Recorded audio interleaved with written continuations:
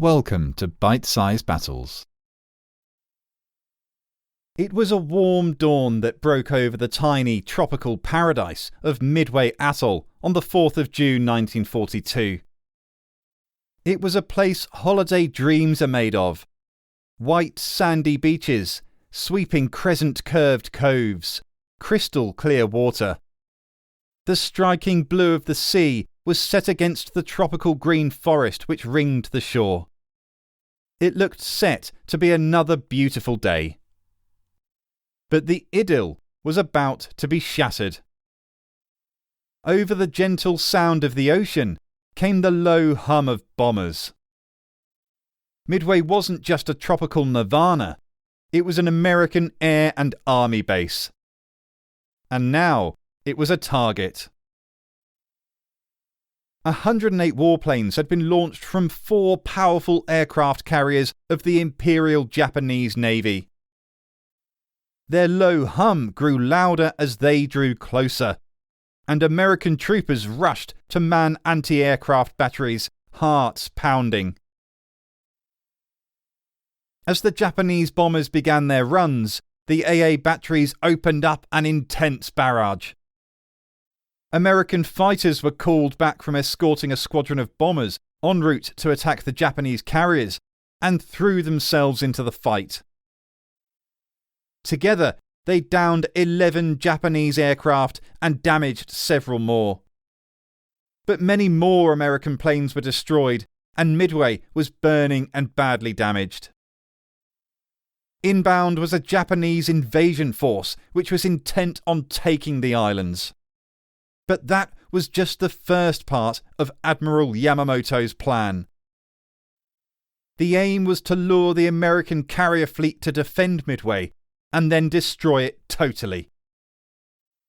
Once achieved and Midway taken, perhaps even Hawaii would be next, creating an island wall over which the United States would have to bloodily clamber if it ever wanted to crush the Japanese Empire for good. The only problem for Yamamoto was that the American carriers weren't lured to Midway. They were already waiting for him. The outcome of this battle would either see an American defeat even more devastating than Pearl Harbour, or see a turn in the tide from which the Japanese would never recover. Welcome to this, the 7th and final episode of history's greatest naval battles. The Battle of Midway. The day didn't start well for the Americans. Their bombers based on Midway, which had had their fighter escorts stripped from them, now attacked the Japanese carriers unprotected. 41 Douglas Devastator torpedo bombers aimed to deliver the first blow to the fleet, but they were slow, obsolete aircraft, armed with torpedoes that didn't even work most of the time. Those men went into the fight knowing that most of them would not come home. And they were sadly right.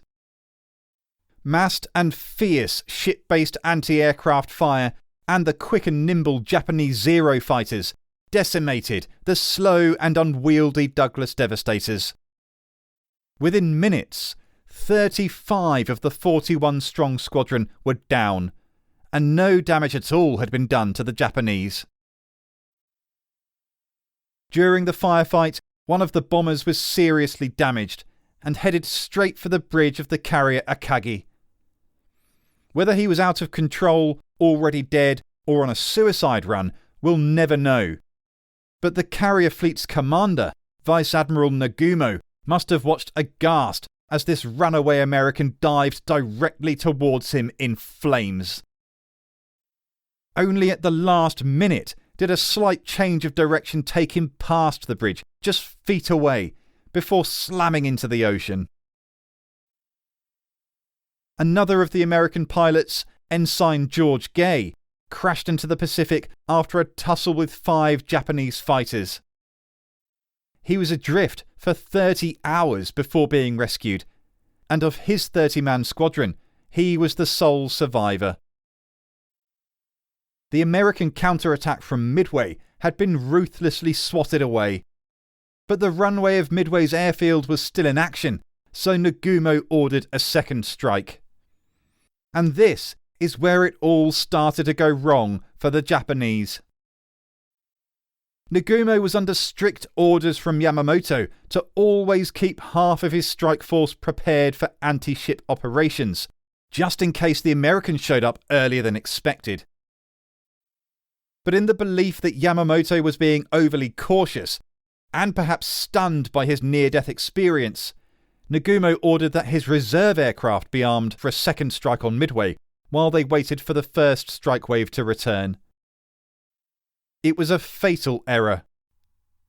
The rearming had been underway for half an hour when a scout plane informed Nagumo of the presence of the American carrier fleet just east of Midway. Probably uttering a few choice Japanese swear words, he quickly changed his mind and now ordered the planes be rearmed with their original anti-ship torpedoes and bombs. It resulted in chaos on the flight decks, as sailors desperately switched out different types of ordnance. In their haste, they left a lot of those high explosives out, unsecured on the flight decks and hangars. The activity was feverish, but now Nagumo's first wave of bombers that had struck Midway were returning imminently. Running low on fuel, they needed to land soon or risk ditching in the sea. Nagumo was in a real sticky situation of his own making.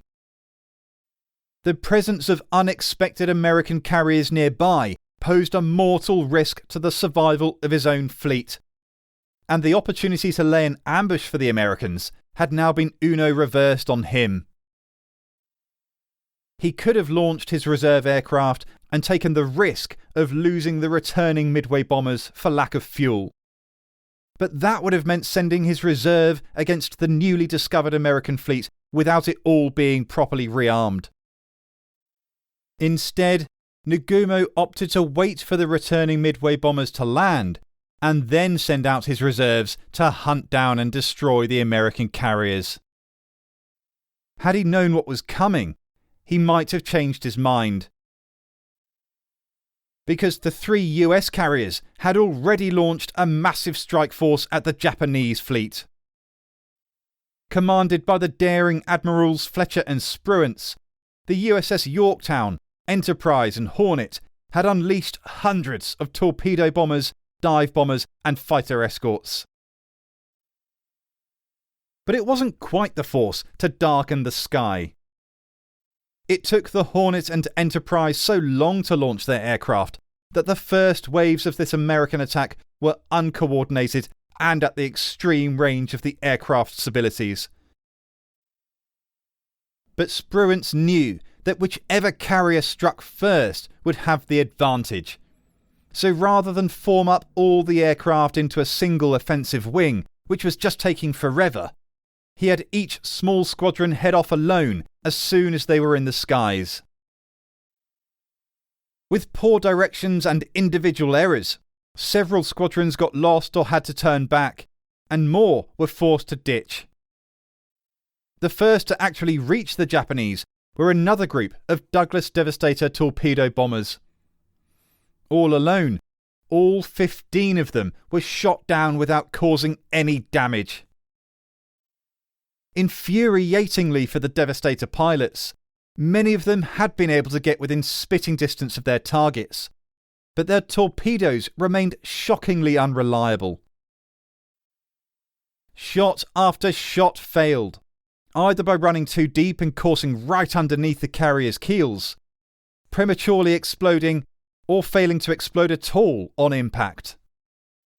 In fact, the Japanese got used to hearing the loud clang American dud torpedoes made on their hulls. Their performance was a scandal, given the sacrifice of the American pilots. It was clear too that unescorted lone squadrons of American bombers were hopelessly vulnerable to Japanese Zeros and furious anti-aircraft fire. The lack of coordination in the American attack effectively handed those torpedo bombers to the Japanese. But then, American luck changed. 3 squadrons of Dauntless dive bombers and another of Devastators managed to find the Japanese carriers at the same time and attacked simultaneously. The Zeros were distracted by the torpedo bombers, and anyway couldn't even see the dive bombers, obscured as they were at high altitude in thick, fluffy cumulonimbus clouds. As usual, the torpedo bombers were mauled by the Zeros, even though this time they were miraculously escorted by Wildcat fighters. Even so, the Wildcats themselves got a beating from the Zeros, and of 22 aircraft, just 2 returned. But now, the Douglas dive bombers came screaming out of the clouds from 20,000 feet, aiming directly for 3 of the 4 Japanese carriers. In a death-defying vertical descent at 275 miles an hour, the huge carriers began as insects, but quickly loomed large. Tracer fire from the anti-aircraft guns of the carriers, cruisers, and destroyers filled the air, raking several of the bombers. But still they came on. It simply couldn't have been worse timing for Nagumo. All 4 of his carrier decks and hangars were strewn with the now returned original Midway strike force, the rearming reserve, snaking fuel lines, and the unsecured ordnance that sailors had left stacked up in their rush to turn planes around. Those carriers were floating powder kegs. The Japanese anti-aircraft gunners shrieked defiance as they blazed away at what they called the Helldivers with everything they had. Mitsuo Fukida, the pilot who had led the attacks on Pearl Harbour 6 months earlier, was on board the Akagi and described what he saw. A lookout screamed, "Helldivers!" I looked up to see 3 black enemy planes plummeting towards our ship. Our machine guns fired frantic bursts at them, but it was too late. The plump silhouettes of the American Dauntless dive bombers quickly grew larger, and then a number of black objects suddenly floated eerily from their wings. As the Dauntlesses pulled out of their dives, bombs fell silently. The crew of the Akagi watched them breathlessly in what seemed an age. But just a few seconds later, one of those bombs hit home. It went right through an elevator and penetrated to the upper deck hangar, where it exploded amidst aircraft armed and fully fueled. The whole carrier shuddered as aviation fuel and ordnance burst into flames in a colossal eruption, sending flame and steel fragments everywhere. At the same time, a second carrier, the Soryu, also came under attack, 3 bombs detonating amongst the stacked ammunition, creating an instant inferno. And just minutes earlier, the carrier Kaga had been assaulted by 2 whole squadrons of dive bombers, hurtling down from the skies, bellowing death. Clarence Dickinson said, "We were coming down in all directions on the port side of the carrier. I recognised her as the Kaga. She was enormous, and the target was utterly satisfying. I saw a bomb hit just where I was aiming.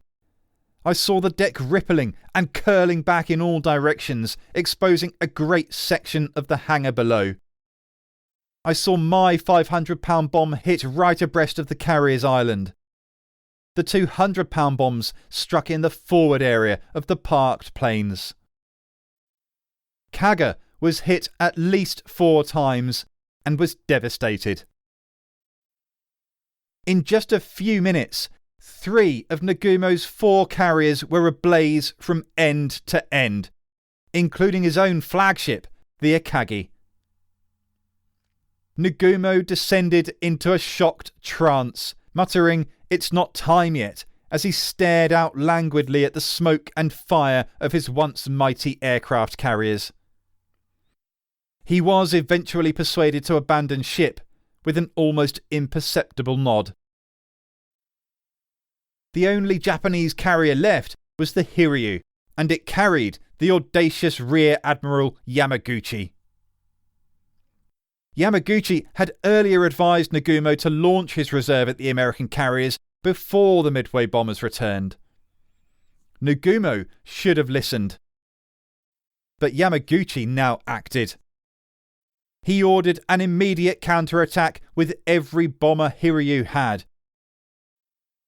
The first wave attacked the USS Yorktown, a tiny speck snaking a white streak through the blue ocean below.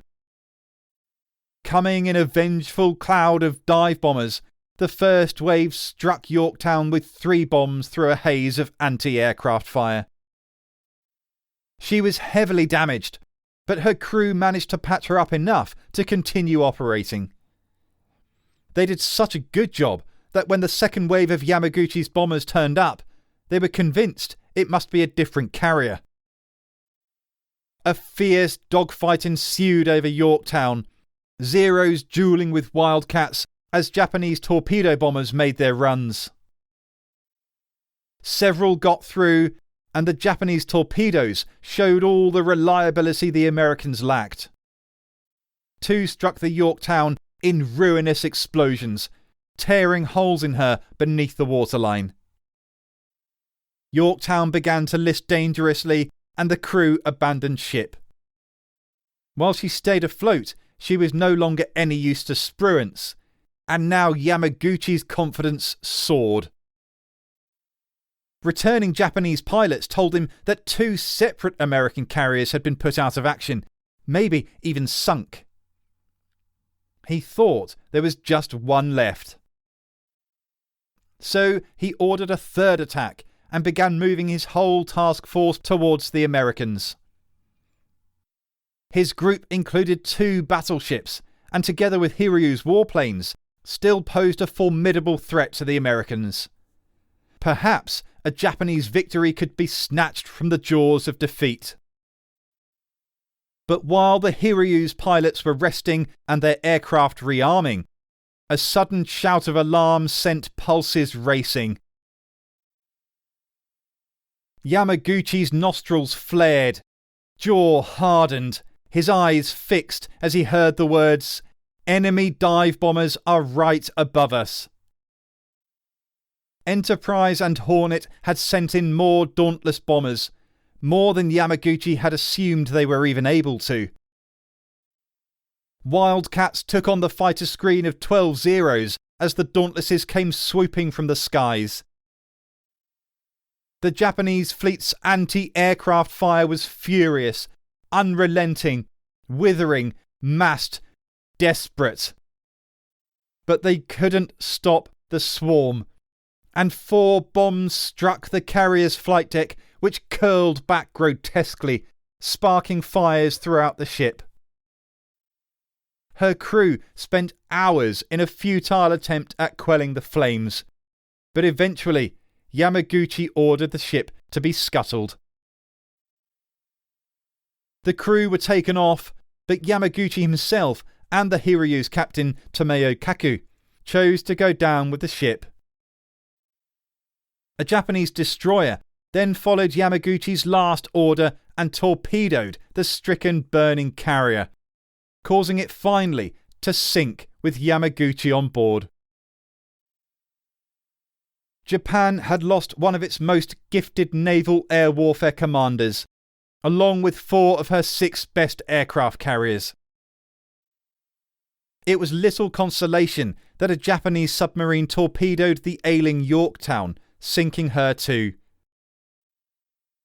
Yamamoto, with his fleet of powerful surface ships, initially powered forward to try to take the Americans unaware, and perhaps even now he could destroy the American carriers with the huge 18-inch guns of the enormously powerful battleship Yamato.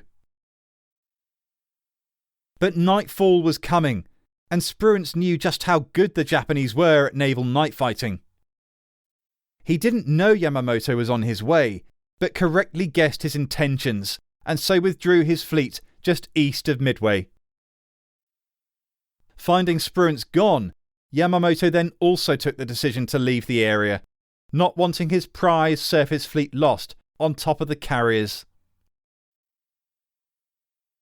Midway was a colossal achievement for the United States.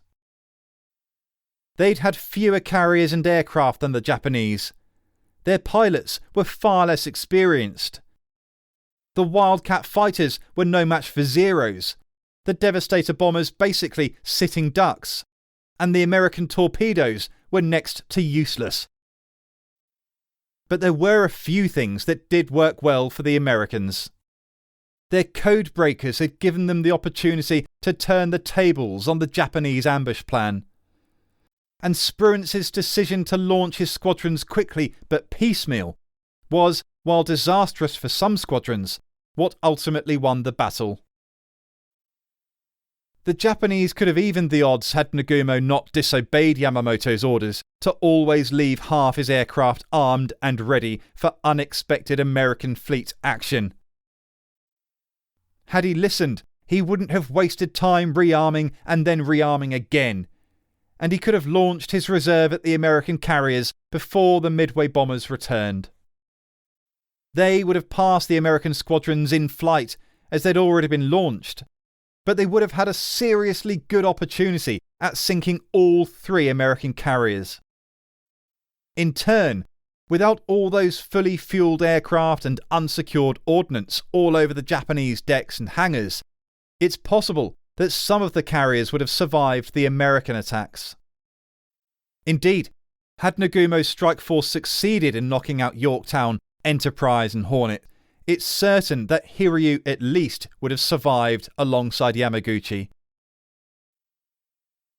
The repercussions of a Japanese victory for the Pacific Theatre and the whole wider war would not have been more stark.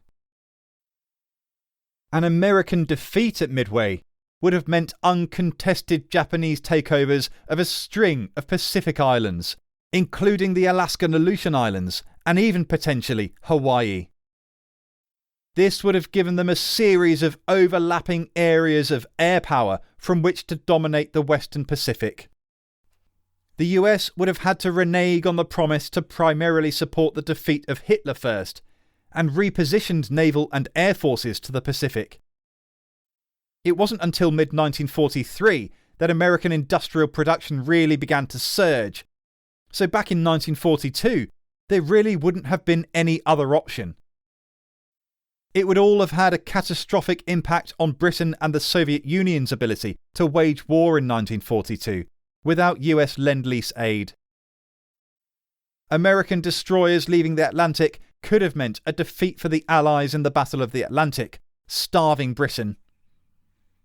And the Soviet Union, reliant at this point on Lend-Lease aid, could also have lost Stalingrad without it.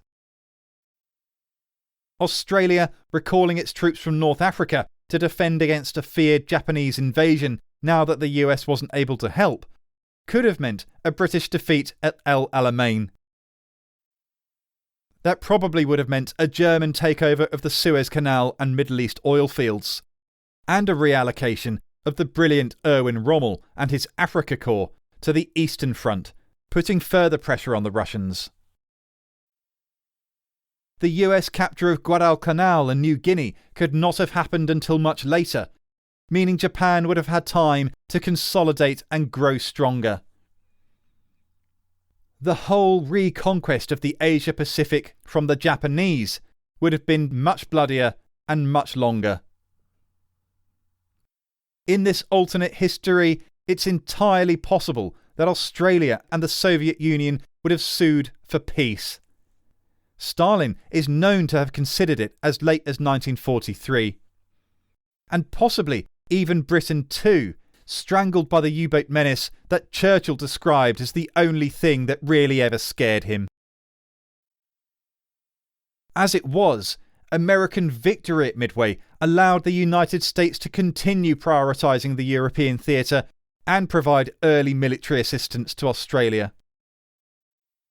It was this battle at Midway which crippled the Imperial Japanese Navy's ability to project force in this new era of aircraft carriers, and her industrial capacity would be so outclassed by the United States that it meant she would never recover.